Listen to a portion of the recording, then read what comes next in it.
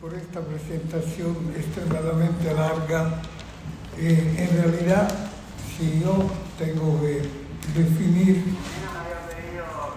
yo creo que soy un activista de una subcategoría de organizador compulsivo, porque toda la vida he organizado cosas que eran sencillamente obvias.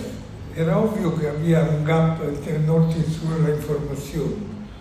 No creo haber inventado nunca nada importante. Creo sí, siendo organizador, de haberlo organizado, pero no me reconozco ninguna categoría, digamos, de gran intelectual. No me considero un intelectual, pero sí un activista. Dicho esto, agradezco por la presentación y lo que quería hacer aquí era un brainstorming, o sea, crear un debate, para lo cual he preparado una serie de puntos que parten de tres elementos: por cómo hemos llegado a hoy, las consideraciones de la situación que estamos y una consideración final de una estrategia que tendríamos que tener. Voy a empezar por la parte de por cómo hemos llegado hoy. Yo no sé si ustedes se dan cuenta que estamos en la fin del multilateralismo. El fin del multilateralismo es un hecho histórico, porque el multilateralismo se creó al final de la Segunda Guerra Mundial y por tanto nos ha acompañado 80 años. Y es el fin de un siglo histórico importante. Creo que nosotros tenemos que poner en el 1980, en este periodo que va del 78 al 82, son 4 años, 5 elementos fundamentales, de lo cual nos hemos todos básicamente olvidado de los 5. Lo recordamos de vez en cuando, pero tiene una importancia determinante. El primer de todo ha sido lo que se llamó el Washington Consensus, que, como ustedes recordarán, fue un acuerdo del Fondo Monetario Internacional, del Banco Mundial y del Tesoro Americano para definir una estrategia económica de gobernabilidad internacional.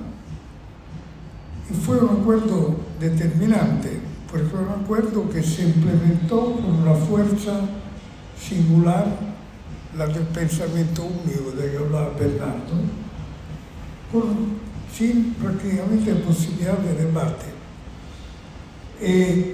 Eran cosas que hoy para ustedes son obvias. Primero, el Estado es una complicación. El Estado lo menos existe, lo mejor es porque es el mercado el que tiene que crear el crecimiento, el desarrollo, la riqueza, la participación, y el Estado complica solamente las cosas. Por lo tanto, eliminación del Estado lo más posible. 2. El mercado es el criterio con el cual se puede juzgar la eficiencia de la sociedad. Por lo tanto, lo que es productivo inmediatamente es productivo. Lo que no es productivo inmediatamente es menos productivo. Y allá empieza el declive de la financiación de la salud y de la educación, que empieza a partir de los años 80 y se ha mantenido interrumpido.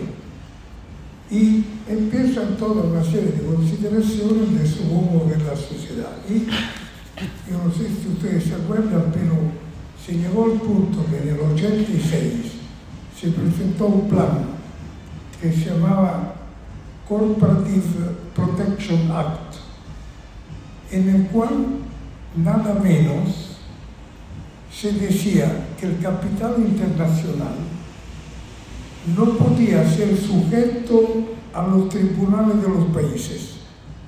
O sea, el capital internacional estaba por encima de las legislaciones nacionales. Y esta fue una batalla muy grande que se ganó con un esfuerzo de la sociedad civil, pero había una situación en que uno, cuando iba y hablaba no de Marx, sino de Keynes, lo miraban como trotskista. porque ya la idea del pensamiento único era la del mercado. Y la sustitución del hombre con el mercado como elemento central de la sociedad ha tenido una influencia muy grande, que es la que existe todavía hoy.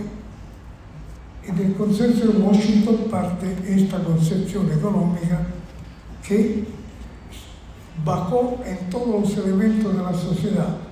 La Comisión Económica Europea tiene varios elementos del consenso de Washington, su mecanismo de gobernabilidad. Y así, digamos, se llegó al punto donde el concepto del desarrollo fue sustituido por el concepto de crecimiento, que son dos cosas muy diferentes. Lentamente se creó un lenguaje en que los códigos de comunicación comunicaban otra cosa, que era el éxito individual, el éxito colectivo, el éxito del país contra los otros países, el éxito del individualismo, el éxito del enriquecimiento, el éxito de una serie de elementos que cambiaban profundamente el sentir de la sociedad. El segundo elemento que también es muy importante y al cual se habla mucho, pero se reflexiona poco de la importancia extraordinaria que tuvo, fue la caída del muro de Berlín y de la Unión Soviética. Porque a partir de allá se desató una carrera de capitalismo sin controles, del capitalismo renano, donde el capitalismo tenía una visión de responsabilidad social y estaba en los consejos de administración de las fábricas, se pasa a un capitalismo que pasa por encima de cualquier consideración que tenga que ver con la sociedad. El capitalismo es por sí. Y el capitalismo por sí significa, de hecho, la finanza, la cual toma un vuelo propio y no es más, como se estudiaba en economía, el elemento de lubrificación de la economía. Toma una vida propia. La finanza se vuelve autorreferente, ya no necesita de relación con la política porque prescinde de la política y de los ciudadanos. Y un ejemplo tiene hace poco cuando la primera ministra inglesa, Liz Truss, elegida democráticamente según la regla inglesa, pasa a ser primer ministro, presenta un plan económico que no le gusta al mundo económico inglés y tuvo que renunciar en 10 días, durante 10 días. Y estamos en una situación en la cual hoy, de hecho, y cuando miro, es inútil que hablemos de la relación entre poder, política y finanza, porque es un tema que usted conoce perfectamente. Pero esta caída del muro de Berlín ha sido muy importante porque ha creado el turbocapitalismo que antes no era talmente, digamos, siempre existía una tendencia en la sociedad, obviamente, pero había un cierto cuidado. Los sindicatos, los cuerpos intermedios jugaban un papel. Allá desaparecen, no son más parte del diálogo de poder. El tercer elemento es Tony Blair, el primer ministro inglés, el cual en un momento dado dice: señores, la globalización neoliberal es imparable, no se puede parar. Entonces, ¿qué tiene que hacer la izquierda? Tiene que ser the human face, la cara humana de la globalización. Nosotros no vamos a discutir la relación del mercado con el capital, la defensa del puesto de trabajo, porque esta batalla es una batalla perdida, porque el capital ha ganado históricamente sobre el trabajo. Vamos a defender los derechos humanos de los trabajadores. Entonces empieza la batalla para los gays, los lesbianas, para todo el tema de los derechos humanos, que son temas muy nobles y que, no quiero decir, son temas fundamentales. Pero a partir de allá los obreros no se sienten representados y terminan votando por Le Pen y no por el Partido Socialista en Francia. Y los obreros no se sienten relacionados con la fuerza política de izquierda, que consideran que se ha ido transformando, por lo menos en Europa, de manera neta en algo relacionado con la clase media. Hoy en Europa la clase media vota a la izquierda y la gente pobre vota a la derecha. Esta es una situación a la cual hemos llegado, que no es solamente de Europa, sino un tema en general. Bueno, Tony Blair para mí es el gran responsable histórico de este asunto de la human face y de que no se podía luchar en contra de la globalización neoliberal. Y el último elemento que yo quiero dar testimonio es el comienzo de la incapacidad de Estados Unidos de entender el mundo en que se vive y que genera el suicidio del Occidente, en el cual estamos ahora. Pero esto parte del 1981, en el Summit de Jefes de Estado de Cancún, donde se juntan los jefes de Estado después de la resolución del 73 de la Asamblea General para un nuevo orden económico internacional, y este Summit de Jefes de Estado, el Summit Diálogo Norte-Sur, convocado por López Portillo por el sur, México, y Trudeau, el padre del actual primer ministro, Canadá, por el norte. Yo era el director de comunicación de la conferencia, así estaba dentro la sala de las reuniones. Y la mesa era una mesa circular donde los presidentes no presidían. La palabra daba vuelta circularmente, si uno quería hablar, hablaba, si no, saltaba y seguía dando vuelta. Y allá llega Reagan, que había sido elegido 6 meses antes. Y la letra R es una letra al final del alfabeto prácticamente. Por lo cual hablaron antes de la Indira Gandhi, Mitterrand, todo Nyerere, todo el mundo hablando de la necesidad de seguir reduciendo la brecha entre norte y sur, de la importancia del consenso con el evento de relación internacional. Y a Reagan dice: señores, yo no creo en la democracia internacional. No es cierto que los países son todos iguales. Estados Unidos no es igual a otros países. Nosotros somos por lo menos 50 países. Entonces yo no reconozco a Naciones Unidas el hecho de establecer política, porque esto es una camisa de fuerza para los intereses de Estados Unidos. A partir de ahora Estados Unidos va a hacer una política de sus intereses y no vamos a reconocer las resoluciones de Naciones Unidas que sean contra los intereses de Estados Unidos. Y les recuerdo que a partir del 81 Estados Unidos no ha firmado ningún acuerdo internacional, ni siquiera los derechos del niño. Bueno, después de la R venía la T, y ya estaba la Margaret Thatcher, la cual tomó la palabra y dice: el presidente de Estados Unidos ha dicho una verdad fundamental. Naciones Unidas no tiene que ocuparse de lo social, porque la sociedad no existe, existen individuos. Entonces, ¿de qué estamos hablando aquí? Estamos hablando de reducir un gap norte-sur. Cada país se arregla por su cuenta. Nosotros vivimos en un mundo de competición y gana quien compite bien. Entonces ya la palabra vuelve y Nyerere dice: señor presidente, mi país es un país que tiene una costa con mucho pescado, pero no tenemos el ciclo del frío.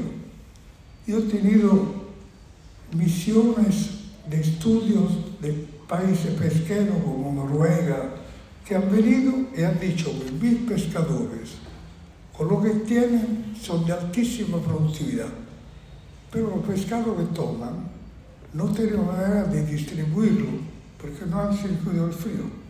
En Estados Unidos, ¿quién ha creado la carretera? ¿Quién ha creado la estructura pública? Ha sido el Estado. ¿Por qué usted ahora no quiere que el Estado en mi país tenga esta función? Entonces, Riga le dijo, nosotros estamos interesados en el pescado que tiene usted, tenemos suficiente pescado, por lo tanto este debate no nos interesa. Y así terminó. Y allá yo vi cómo Estados Unidos solo no entendía el mundo, porque no entendía que el camino que iba tomando era un camino que lo iba a aislar necesariamente. Claro que en Estados Unidos hay dos mitos fundamentales. Uno es el destino excepcional, que los acompaña desde el Mayflower. The Shining Hill, la colina que alumbra, que ilumina. Y yo he viajado mucho por Estados Unidos, he conocido mucha gente. Nunca he encontrado un americano que no creyera que Estados Unidos tiene una función de reglamentar o de alguna manera ordenar el mundo. Nunca. Todo el mundo está convencido que Estados Unidos tiene una función, tiene un destino excepcional. Hay dos países del mundo que tienen esto, Israel y Estados Unidos, nadie más. Cuando el presidente de Estados Unidos habla on behalf of United States and humankind, habla en nombre de Estados Unidos de la humanidad. ¿Qué otro presidente de la República del mundo se le ocurriría hablar en nombre de la humanidad? No se ocurre a nadie. Bueno, con lo cual estamos en una situación en la cual, este es el punto al cual quiero ir, hemos tenido 20 años de codicia, desde el 1981 hasta la crisis de Wall Street del 2008, en que hemos educado a la gente a ser competitiva, a buscar ser rica, al individualismo, a la competición, al éxito que se mide con el dinero. Y esta es la herencia que hemos dejado a los jóvenes. La codicia que ha sido durante 20 años en la sociedad es la que se ha colado lentamente en todo el sistema de los países. Estos 20 años de codicia han sido seguidos después por tantos años de miedo, porque en 2008, cuando viene la crisis de Wall Street, que dicho de paso costó $23.860 a persona para salvar los bancos, nosotros hemos juntado en el mundo el equivalente de $23.860 por ciudadano de 7.000 millones de personas. Y con eso hemos salvado los bancos, hemos salvado el sistema financiero. Le dejo a usted imaginar que hubiera sido darle a cada ciudadano $23.000 para gastar. Lo que hubiera significado para el desarrollo de África, en la parte más pobre de América Latina, el incremento que hubiera habido de industria, de consumo. Bueno, pero esto es otro tema.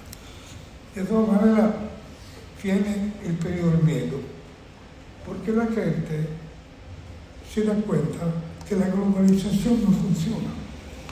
No es cierto que levanta todos los barcos, levanta solo algunos barcos, y a partir de allá la gente se hace más rica, claramente, o más pobre, y aumenta la injusticia social, la desigualdad. Y la gente empieza a tener miedo porque llega otro problema contextual importante, el problema del clima, el problema del trabajo, el problema de la carrera de los armamentos, una serie de fenómenos que todo junto hace que la gente tenga miedo. Antes del 2008 no había un solo partido de extrema derecha en el mundo, fuera de Le Pen en Francia, que es un fenómeno interno francés que viene de la guerra con Arquel. Pero no había ningún partido de extrema derecha. A partir del 2008 nace el partido de extrema derecha en todo el mundo. ¿Por qué? Porque los historiadores dicen que la codicia y el miedo unidos son dos elementos de cambio de la historia. Y nosotros estamos en este proceso. Un elemento de cambio de la historia hay dos elementos. Y es inútil que yo le diga, porque ustedes lo saben mejor que nadie, cómo utilizar la codicia y el miedo en política significa crear un nuevo estilo de política que va desde Trump a Milei, desde Orbán a Erdogan, que utilizan estos elementos para crear una plataforma política diferente de la política tradicional, que era una política de ideas. Al desaparecer la política de ideas y a pasar a una política, para decirlo en términos nobles, administrativa, donde la corrupción es más fácil que la política de ideas, y el poder se va siempre más personalizando, hasta el punto que ahora hay un narcisismo en la política increíble. Ustedes miren el mundo y ven que los partidos políticos ya no son partidos políticos, son partidos del señor tal o de la señora tal. Ha habido una personalización debido a que la política ya es un marketing, y en el marketing es la imagen la que cuenta, no son malas ideas. En este proceso que ha habido hemos transformado la sociedad de manera importante. Otra consideración que quiero hacer es esa del declive del Occidente. El declive del Occidente se debe básicamente a la incapacidad de Estados Unidos de entender el mundo. Estados Unidos ha seguido inmóvil en el mundo del final de la guerra, donde él era el país que había ganado la guerra y nadie discutía que fuera el país con más poder.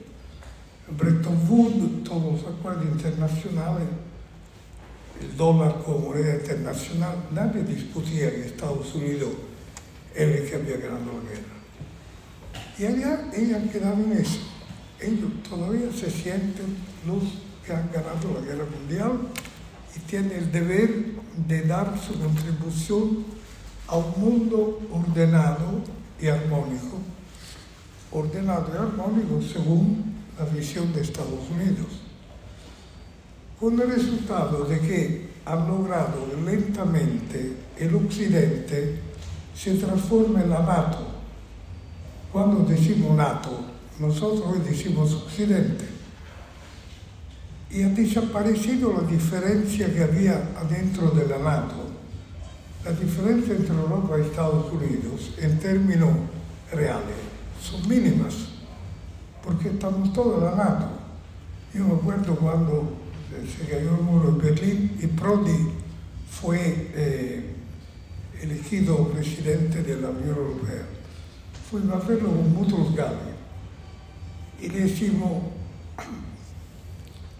Presidente, usted ahora tiene la posibilidad de jugar un papel importante en América Latina, en África, con los recursos de la Unión Europea. Me digo: no, mi prioridad es llevar Europa del Este adentro de la Unión Europea. Yo dije: pero, presidente Prodi, esto es una operación muy compleja porque ellos tienen otra vivencia, no son todavía parte de la Unión Europea de verdad. Le digo: pero Estados Unidos nos va colocando en la NATO y nosotros podemos tener países que están en la NATO sin ser miembros de la Unión Europea.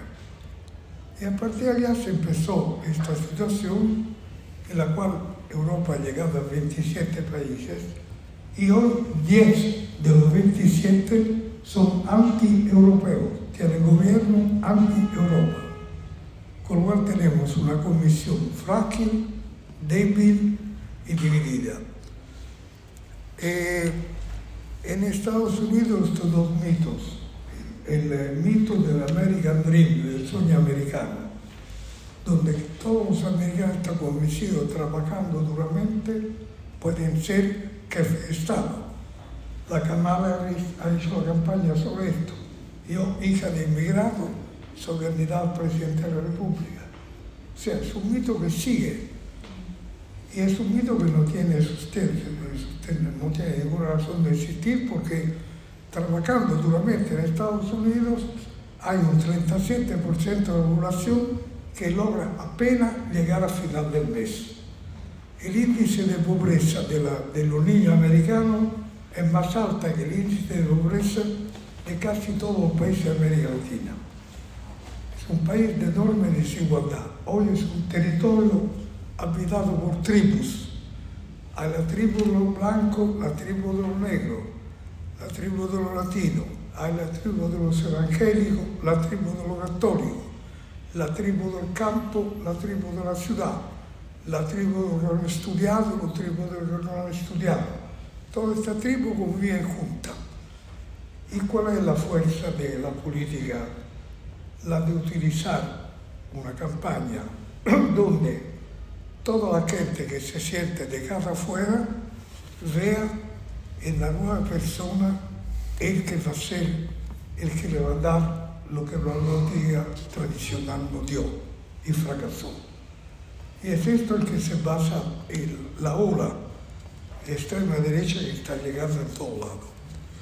Ahora, todas estas cosas son cosas que ustedes conocen y no voy a hablar del declive de la democracia, del declive de la política, que es como hablar de esto en Argentina, es como llevar hijos en Grecia. No tiene ningún sentido. Pero quiero terminar esto con una consideración personal que viene un poco de mi experiencia. Aquí el único que yo conozco que escribe sobre una perspectiva de identidad latinoamericana es Aram Aronian, que está sentado allá, el cual escribe artículos desde un punto de vista de identidad latinoamericana. Esto, de hecho, casi no existe. Y el problema que nosotros tenemos que ponernos es uno que yo llamo el paso de la sociedad de pensamiento a la sociedad de los sentidos. Siempre nosotros vivimos, mi generación, en una sociedad de pensamiento. La escuela, la sociedad, la familia. Era un debate de ideas. Al salir de la escuela discutíamos, sin pegarnos, discutíamos. Era un debate de ideas. En un momento llega la industria de los sentidos, que son las imágenes. Las imágenes activan una zona cerebral diferente de la zona del pensamiento. El hemisferio derecho y no el hemisferio izquierdo. Y esta industria de los sentidos es la que crea el periodo de los grandes hermanos, de estos shows de televisión que todos nosotros del mundo, digamos, de clase media o profesional e intelectual, mirábamos como tonteras, porque eran tonteras. El único problema es que los obreros, cuando volvían a la casa, no querían ver programas que le complicaran la vida, querían entretenerse. Y la industria de los sentidos es la industria máxima del entretenimiento. Antes el entretenimiento tenía que ver con la industria del pensamiento. el teatro popular venía del teatro clásico. El folclore venía de la cultura popular como alternativa a la cultura oficial. Digamos, todo el entretenimiento que nosotros teníamos venía de una cultura del pensamiento. Y la cultura del entretenimiento de los sentidos no viene de eso, es otra cosa. Y crea un mundo diferente, un mundo donde las imágenes sustituyen al pensamiento. Hoy, por ejemplo, los jóvenes, cuando escuchan música, no la escuchan a 1, la escuchan a 1.5. ¿Por qué quieren escuchar la música rápidamente? El scrolling, según Microsoft, es de 8 segundos. O sea, después de 8 segundos la gente cambia lo que está mirando. Y las grandes escuelas de marketing hoy son como superar los 8 segundos. Y obviamente los motores de búsqueda se han especializado en colocar en primera página las cosas más excepcionales, más extrañas, más extraordinarias, porque llaman más la atención. Ha habido lentamente una sustitución de los temas. Los diarios ya no se ocupan de procesos, los diarios se ocupan de acontecimientos, porque los procesos son demasiado complicados. Y la cobertura internacional de los diarios hoy está hecha por la agencia de prensa. Una vez los diarios tenían corresponsales en el mundo. Yo me acuerdo en el 76, en Kenia, había 37 corresponsales extranjeros. Hoy en África no hay ningún corresponsal de ningún diario, ni del New York Times, ni de Le Monde. El mundo se va reduciendo siempre más a una visión de los acontecimientos. Pasa esto, pasa esto, pasa esto. Pero, ¿por qué pasa eso? ¿Qué significa? Esto ya tiene poco desarrollo. Entonces, en este mundo de los sentidos, hay un lenguaje nuevo. Los jóvenes no tienen nuestro lenguaje. Nosotros tenemos un lenguaje que es del siglo pasado. Nuestra categoría de comunicación es una categoría que ya no existe. Existe entre nosotros. Pero si aquí estaba un joven de 15 años, se había levantado y se había ido, porque no tiene nada que ver con este mundo. La presentación que ha hecho de mí a Miune, a un joven no le interesa. Un joven no le interesan las experiencias de los demás. Tiene que ser su experiencia. Estamos en un mundo que ha cambiado mucho los términos de la comunicación. Y nosotros, digamos, el sector progresista, frente a eso, hemos dejado que la comunicación vaya en la derecha. Ustedes no me dirán que Trump no es un gran comunicador. Dice mentiras mientras habla. No tiene ninguna importancia. Pero dice cosas que la gente sigue, que entiende. Que fue el secreto de Reagan. Reagan fue el gran comunicador. Reagan es el primero que inventó los bytes, o sea, cosas cortas, para decir cosas complejas. Por ejemplo, industries do not pollute, trees pollute. La industria no hace polución, la hacen los árboles. Que era una manera de decir cosas muy complejas en términos muy sencillos. O sea, la naturaleza es enemiga del hombre, no la industria. Y a partir de allá hemos llevado siempre este camino, donde hoy la derecha tiene una gran capacidad de comunicación y nosotros no la tenemos. Entonces yo creo que una cosa en la cual nosotros tenemos que trabajar a fondo es la capacidad de tener nuevamente comunicación que significa diálogo e inclusión. Ahora, a mí el declive del Occidente me parece una cosa históricamente inevitable. Europa era el 20% de la población mundial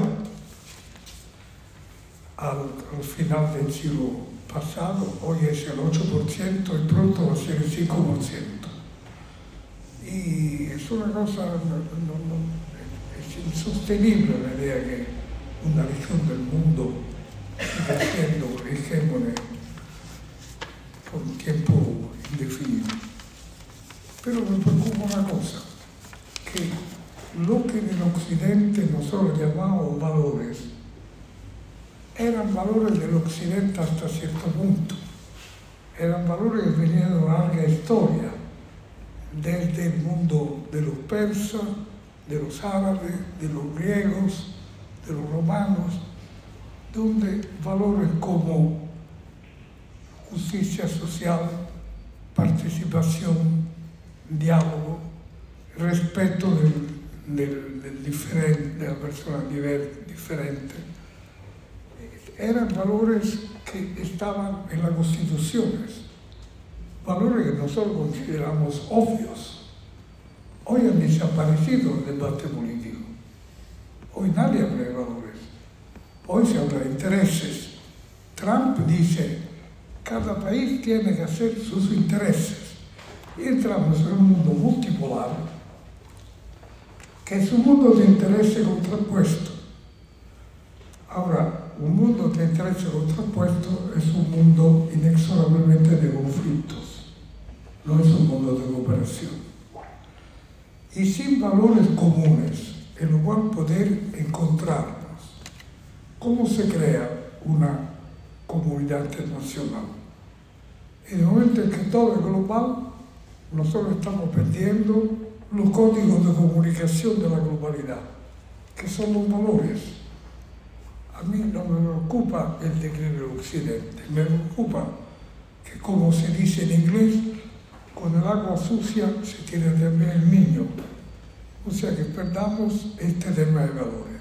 Y yo creo, en mi caso por lo menos, yo sigo viajando, escribiendo, trabajando, para dar testimonio de valores, para que se siga discutiendo de estos valores, para que no se desaparezcan del debate.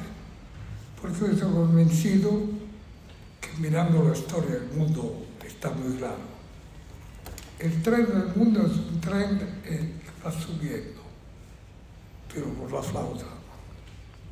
Las situaciones intermedias de este tren son dramáticas y son crisis que han sido muy profundas. Hemos pasado por el fascismo, por el nazismo, hemos pasado por crisis muy profundas. De cada de esta crisis hemos salido con una sociedad mejor, porque han digerido los errores precedentes. Yo creo que de esta crisis en que estamos ahora vamos a tener que salir nuevamente con una fórmula de cooperación internacional que se base en la paz, no en la guerra, que se base en el diálogo, no en el conflicto, que se base en el descubrimiento del bien común, no del egoísmo individual.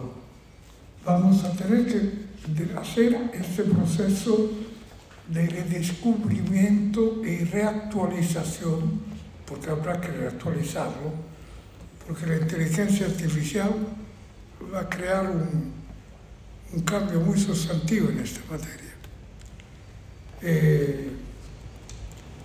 Nosotros vamos a abrir una facultad de inteligencia artificial de Naciones Unidas dedicada al impacto social de la inteligencia artificial. No la inteligencia artificial de por sí, sino el impacto va a tener en la sociedad. Porque de esto no se habla. Y todos miramos a Elon Musk, que gana $30.000 por minuto, y tenemos máximo 10 personas que van a tener plataformas. Son menos personas de las que han pisado la luna. Con lo cual damos la idea de cómo es un grupo sumamente reducido.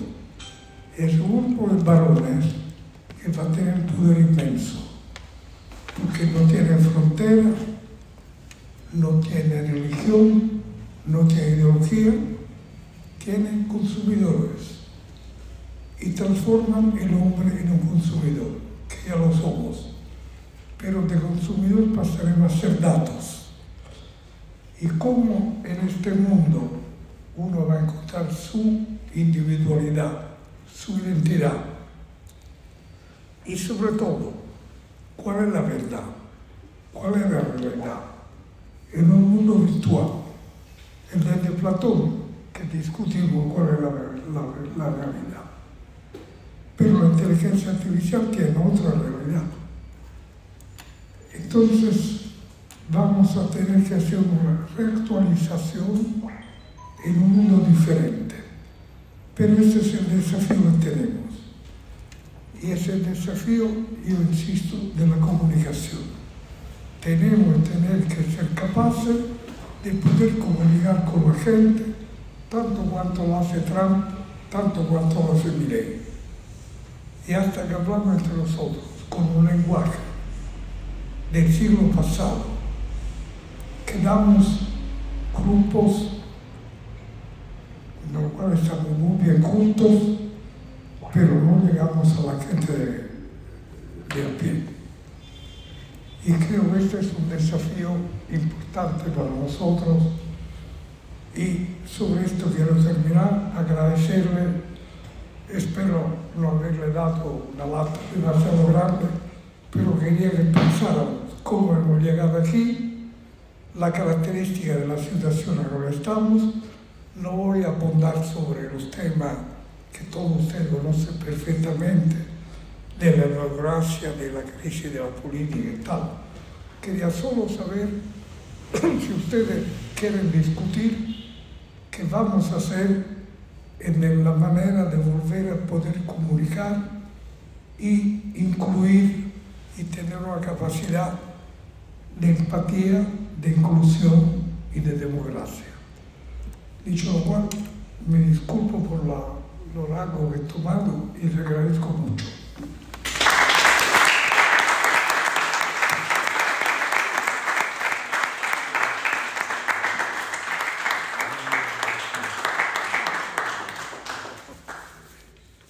Bueno, yo creo...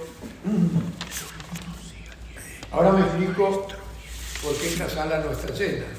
Después de escucharlo a Roberto, evidentemente, la gente,